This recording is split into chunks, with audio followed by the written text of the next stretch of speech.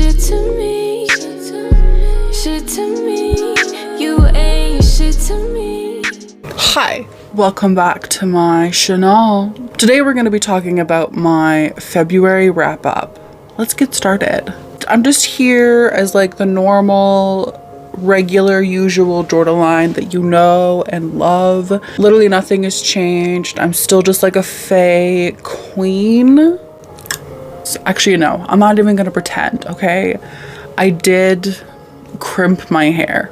You probably noticed it's a little bit different than usual, but yeah, that's like about the only thing that's really different. Oh, sorry, my ear's itchy. Just let me just scratch this. Oh yeah, it feels good. Okay, welcome to my Fae kingdom. As you can see, it is the same kingdom as before. Now it's just that I'm a Fae, so you have to like respect me more or something. I'm literally gorgeous. Like, I'm literally stunning. Like, I feel like I'm living my, you know, mid-2000s fairy cosplay elf Lord of the Rings fantasy. I'm serving you elven realness. I'm serving you fairy dick eleganza. That's who I am, and literally nobody can tell me anything different. Like, I'm literally stunning. Like, I feel gorgeous. I feel grungy, but I feel gorgeous. I'm serving you grunge gorge, you know? That's me. Anyway, let's get started. I need to tell you something very important to me, okay? I just need to inform you of a few things that are kind of important. Kind of. You are fucking stunning and gorgeous and literally effortless. Like, I look at you, I fucking see you, okay? I see you. I am captivated. My breath is taken away. Like, me, a beautiful fairy princess, a beautiful elven princess sees you and think like, holy fuck, that's royalty. Like, that's somebody who's like in my circle. You know what I mean? Like, you are literally fucking gorgeous. And if anyone, but how cute is this, by the way? If anyone fucking tells you any fucking differently, I swear to Lucifer, I will find them and I will destroy them in your fucking honor. If somebody's like, you're not pretty, you're not gorgeous, you're not blah, blah, blah, blah. Shut the fuck up. You're fucking ugly on the outside and the inside, bitch, which is a whole new fucking level of ugly. It's like the worst level of ugly that you can fucking be. You are a fucking queen / king. You rule kingdoms. You destroy fucking worlds. You are Daenerys Targaryen, breaker of chains and mother of dragons. Like, that's fucking you. If anyone says any fucking differently, I swear to fucking God, I will fucking rip them from limb to fucking limb. I'm not even fucking joking. Test me. Anyway, I just thought you should know. Love you. If you're new to my wrap-ups, how it works typically is that I talk about the books from my least favorite to my most favorite. Da-ding! So let's get started. Let's stop wasting time and let's talk about some books, okay? This wrap-up is difficult for me. I have so many conflicted feelings on how to place these things. If things are a little bit crazy, or if it seems as though things don't make sense in terms of their placement, trust me, it doesn't make sense to me either, okay? Like, I am literally just winging this. I can't decide on what I like less, what I like more. I don't know. So spare me. So the first thing we're going to talk about doesn't really count in my head because it's manga, and I'm not really like a manga channel.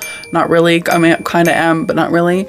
But I did read because of Katie Colson, which I have like a whole vlog for. I will link it up above and down below in case you want to watch it, you want to check it out. I did read Spy Family, volume 2 to 5.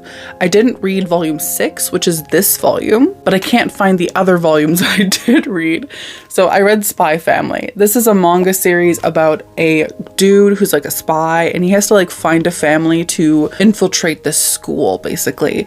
And it's just like a comedy adventure ramsack. Is that even a word? I don't know. It's very cute. It's very wholesome. It's very fucking funny. Like, it's genuinely hilarious. Like, I love it. If you need something like lighthearted and fun, I would recommend this. It has so much heart. It's wholesome, and it's so fucking funny. It's so funny. Laugh out loud funny. Not like a I'm laughing on the inside kind of vibe. It's like a laugh out loud, like belly in your belly, just you know. I read that. There's a whole vlog, you can watch it. My heart is telling me to go with this book, but I don't know if it's the right choice. I'm just following my heart, you know? And that is Olivia Dade's, spoiler alert. This is a romance novel about a fat main character and this like actor dude. April is a fat cosplayer. She like loves this specific show, and she loves to cosplay as like a specific character from that show. And she's on this like forum, and she's like constantly like talking to everyone. But there's this one person that she talks to that she's kind of like really close to. They've never met. They don't even know each other's like real name, but they like get along. They're like this. And then April one day goes kind of viral on like Twitter because of a photo. One of the main characters from the show named Marcus is like, hey, do you want to go on a date or whatever? And so she's like, fine, I guess. So they go on a date, and unbelievable. So these two go on a date, and things are instantly just sparks. Last month, if you watched, I was obsessed with All the Feels by Olivia Dade. It was my favorite fucking book of January. Like, I loved that fucking book. And this book for me was kind of like a letdown. I think it's because I was spoiled by All the Feels. And this book, there wasn't as much chemistry there for me. I think also what it is that I love a slow burn. I'm starting to realize that I really love a good slow burn. I don't want people to meet and to instantly like be just like, you know, jerking and, you know, kissing. And why did I go to jerking first?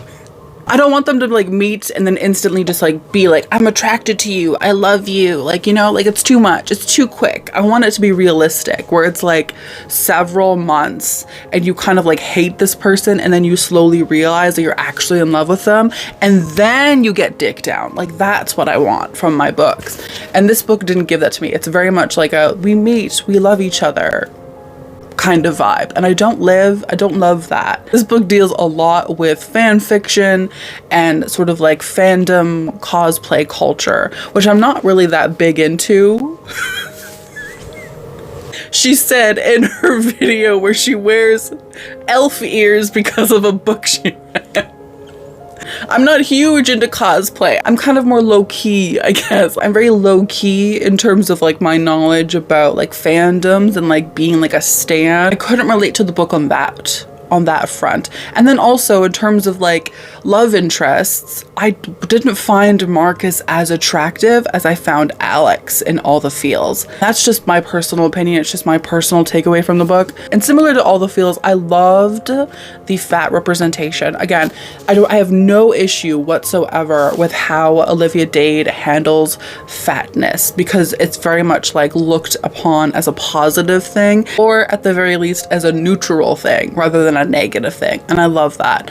I love that. I'm really excited to read more of her work. I still want to read all of her shit, even though this one is very much like in the middle. Like, I didn't hate it, but I also didn't love it. But yeah, I'm very much looking forward to reading more of her stuff. I love her writing. I love her characters for the most part. The bitch knows how to write a sex scene.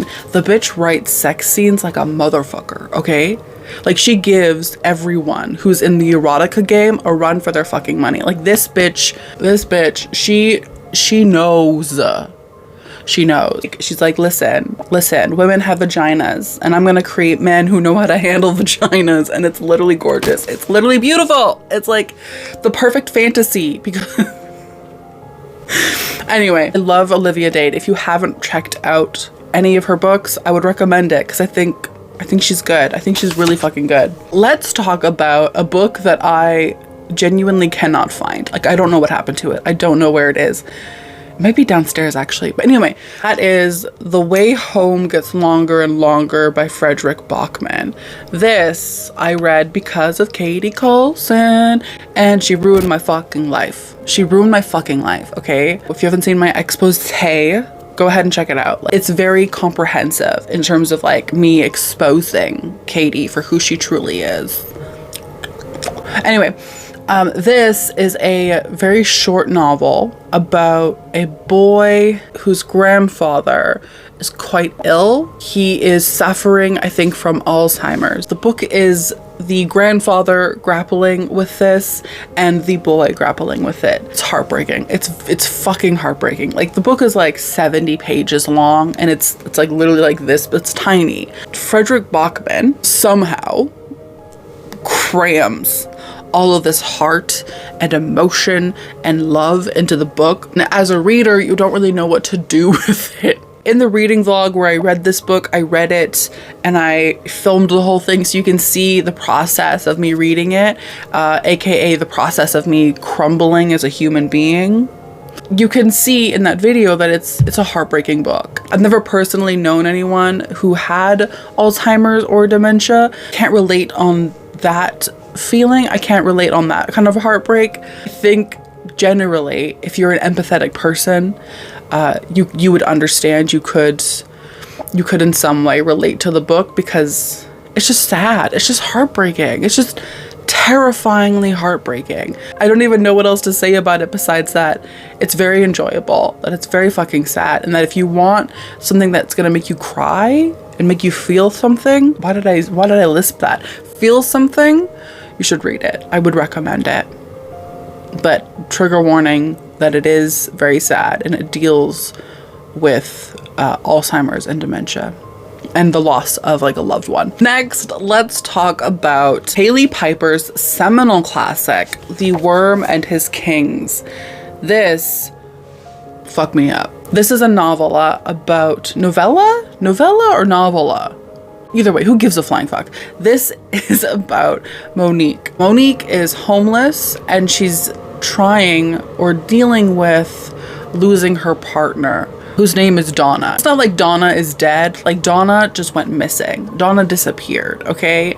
And Monique has been dealing with her loss. Monique has a suspicion that Donna is somewhere. She has a suspicion that she's in the sewers. So Monique goes, to find her in the sewers. First of all, if you haven't read this, read it, okay? If you have not read this, check it out. Especially in International Women's Month, you need to read this. It's so fucking good. Monique as a main character, first of all, is stunning and gorgeous. You feel so much for this character. You barely know her, really. You get little glimpses, but you love her so much because of her experiences, because she's gone through so much hardship that you just want to like cradle her. I love the representation of sapphic relationships. I love the representation of transness. I love how fucking creepy this book is. The monsters,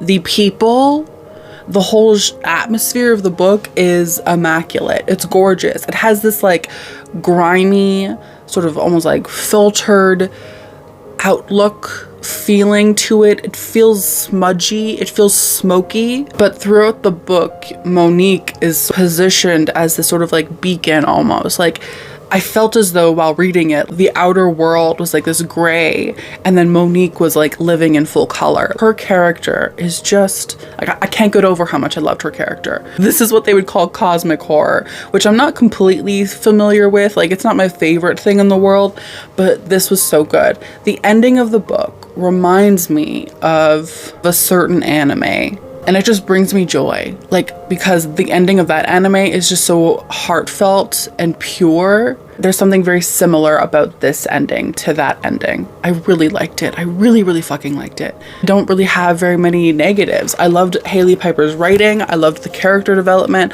I loved the progression of the plot. I loved almost everything about it. Can't recommend it enough. You need to check it out. Please. Thank you. Let's also talk about another book that I read for the Katie Colson Ruined My Fucking Life video, and that was The Invisible Life of Addie LaRue by V.E. Schwab. Now, I talk in detail about this book in that reading vlog, so I might not talk about it for too long here. Let me just say that I enjoyed this book for the most part. Addie LaRue is about this girl named Addie LaRue. Duh, okay? She is living in like the 1700s and she's like totally not happy with her life. Like things are kind of fucked up. She's trying to like escape this marriage that she's being forced into, and her family are like, you should marry this guy, like it'll be like the best for you. And she's like, I'd rather not. And they're like, you're gonna do it. So then Addie, like in a moment of desperation, calls upon the gods, and the gods answer, or rather like one god answers, and it just happens to be like the god of darkness, like Satan. She makes a deal with him, and it's not great. It's not a perfect deal. She basically has immortality, which is great because she can't die. She has all this time to do whatever the fuck she wants to do, but nobody can remember her. Nobody will ever remember Addie LaRue. First of all, V.E. Schwab, her writing, gorgeous, stunning, beautiful. In the vlog, I literally had to stop and like film a little clip after reading one chapter because I was like, this is everything, because I was living for it. Because Addie as a character, stunning, gorgeous.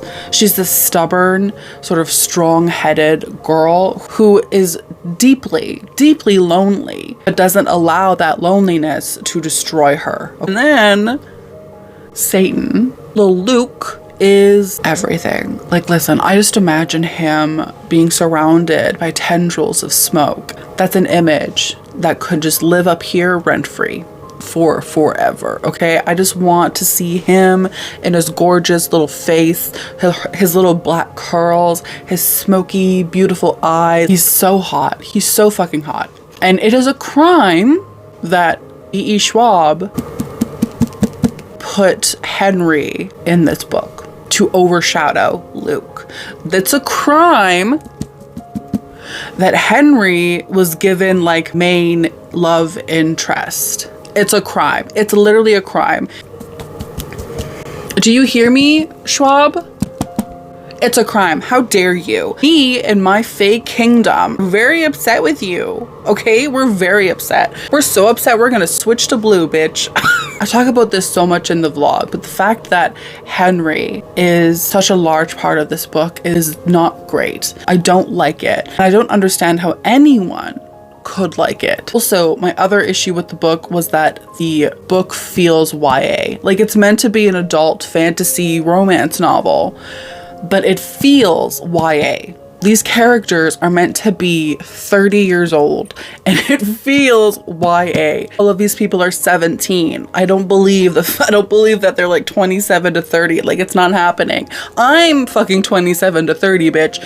And these people are not 27 to 30. It's not happening. Not in this lifetime. Good try. Good fucking try. I will say that about most of V.E. Schwab's books. Most of them, even though they're adult or whatever, feel YA. Like I'm just gonna say that. That's kind of how I've always felt about her books. But anyway, I really liked this because of Addie, and I really didn't like it because of Henry.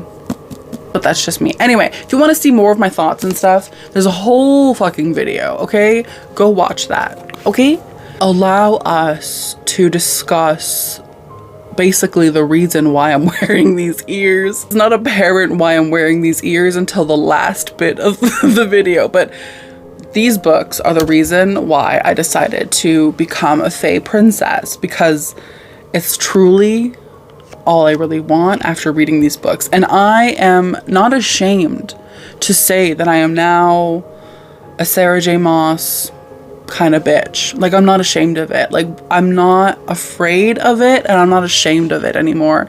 I love this bitch. I can't even help it. Is it annoying? Yes. But am I stunning with these ears? Yes. I also have to thank Sarah for that. Like she gave me the opportunity to look this fucking beautiful. Like I am serving your goth grunge dreams right now.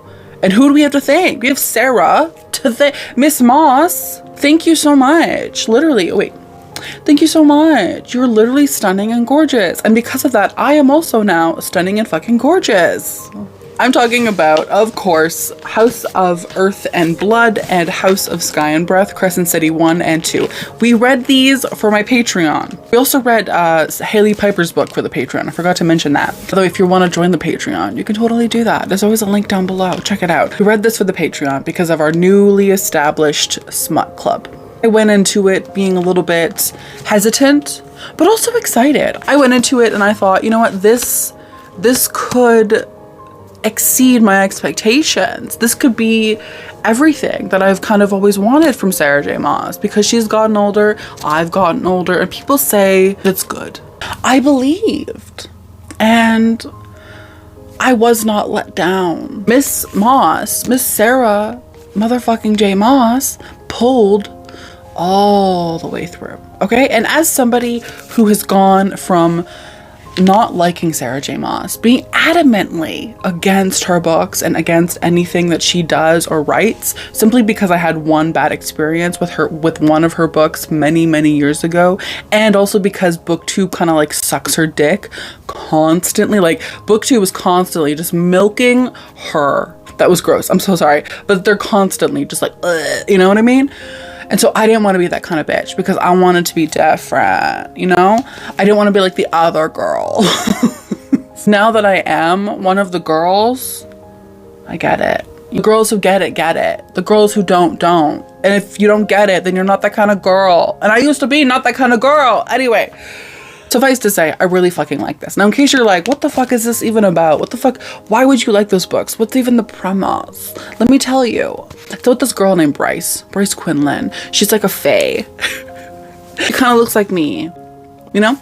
Stunning and gorgeous. Bryce is kind of just living life, being the life of the fucking party. She has a bunch of friends, and she likes to go drinking and dancing, and she likes to hook up in club bathrooms and stuff. She likes to, you know, sock and fuck or whatever. Ew, I hated that I said that. Anyway, Bryce one day goes back home after a night of partying and finds that her best friend and her best friend's like friend group are dead. They've all been fucking murdered, and not just like murdered, but like torn to shreds, okay? And so she is like, no, what the fuck, whatever. She's upset. And then cut to 2 years later, she's approached by the governor of her city to try to find the person who killed Danica. She and this guy named Hunt, who's an angel, have to get together to solve the mystery. And oh my god, like you would think, okay, that's kind of like fun, it's kind of cute.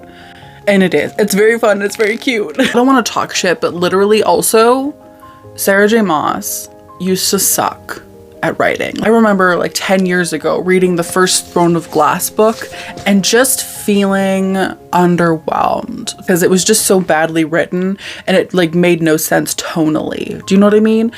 So that's kind of what I expected. I didn't expect to go into this book and fucking love the way that Sarah J Maas writes. Her writing is both comprehensive, but not too much. Because you know how sometimes some writers, Stephen King, can just do too much, that they just spend too much time on little minute details? Sarah has gotten that shit down to a fucking T.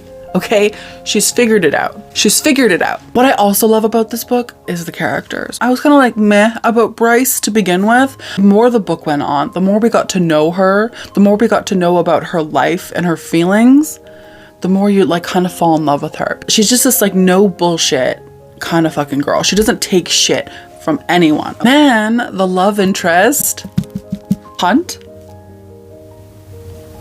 fuck me up. Literally fuck me up. Are you fucking joking? Literally. So hot. Literally so fucking hot. Dead. And the whole book, this whole book, just intent on giving you blue balls, okay? And I can't even imagine having to have read this like 2 years ago and then having to have waited for 2 years for this fucking book. Like a fucking nightmare. I can't even imagine it, because reading this I had blue balls. Anyway, when I began the novel, I felt kind of overwhelmed by the, you know, world building, because like I was kind of panicking, like, oh, should I know all this? Should I keep this all like remembered or whatever? No, chill the fuck out. Sarah J Maas like throws shit out there, but don't feel obligated to pick it up because it'll eventually just come to you. Really love that about her world building, that there wasn't like this pressure to be like, oh my god, let me just take notes while I read this, you know? It was none of that. It was literally just like, sit back, relax, enjoy the ride, just enjoy it. Loved that. Then the mystery, the power dynamics of the characters, loved it. Literally loved it. I was fully committed by like page 400. Like halfway through, there's a certain scene, and from that point on, I was like, we're finishing this. I literally read like 400 fucking pages in one night because I just needed to fucking finish it. I needed to. And then it's the same thing with the second book. The whole time you have this like mystery, but then you're also just like invested in these characters, and you want to see how they're going to adapt, and you want to see how they're going to interact with each other. And then there's also new characters, and they're kind of hot also, so you just like kind of get like girl crushes or whatever, but also like crushes on like this hot dudes. Bitch, it's a lot. It's so good. Listen, if you're hesitant, I get it. Like, I get it. Sarah J Maas is kind of basic. Like every white bitch on booktube, including me, of course, has read these books. Like every single one of them.